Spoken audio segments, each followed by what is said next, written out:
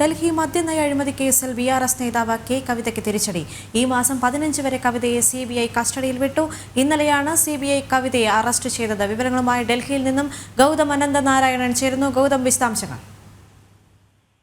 ദേവിക, കഴിഞ്ഞ ദിവസം CBI K കവിതയെ തിഹാർ ജയിലിലെത്തി ചോദ്യം ചെയ്തിരുന്നു. അതിന് പിന്നാലെ അറസ്റ്റും രേഖപ്പെടുത്തി. ഇന്നിപ്പോൾ ഡൽഹി റോസ് അവന്യൂ കോടതിയിലാണ് കെ കവിതയെ ഹാജരാക്കിയത്.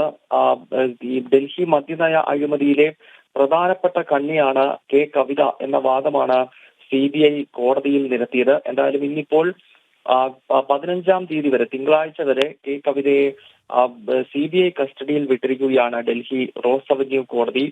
കഴിഞ്ഞ മാസം 15-ന് ഹൈദരാബാദിലെ വസതിയിൽ നിന്നാണ് എൻഫോഴ്സ്മെന്റ് ഡയറക്ടറേറ്റ് കെ കവിതയെ ഡൽഹി മദ്യനയ അഴിമതിയുമായി ബന്ധപ്പെട്ട് അറസ്റ്റ് ചെയ്തത്.